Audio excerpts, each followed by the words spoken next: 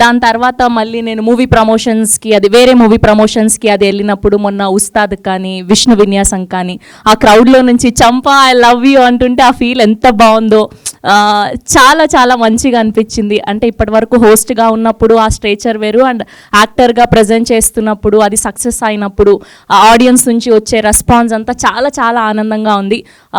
ముందుగా నేను first thanks చెప్పుకోవాల్సింది మా డైరెక్టర్ గోపి గారికి. Thank you so much Gopi గారు, ఇంత బ్యూటిఫుల్ క్యారెక్టర్ నా కోసం రాసినందుకు.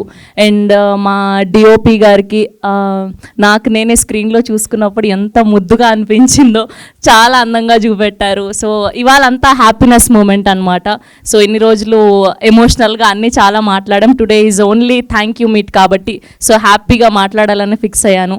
అండ్ వెన్నెల కిషోర్ గారు స్పెషల్గా, సో ఆయనతో కాంబినేషన్ అంటే ఇంకా ఆయన ఎంత ఎక్స్పీరియన్స్ ఉంటుంది, బట్ ఎక్కడా కూడా యాటిట్యూడ్ చూయించకుండా, నేను హై అని చూయించకుండా చాలా హెల్ప్ చేశారు నాకు. మనం ఇలా చేద్దాం, ఇలా బాగుంటుంది, సో నువ్వు ఈ పంచ్ చెప్పు, నువ్వు ఈ ఎక్స్ప్రెషన్ పెట్టు అని.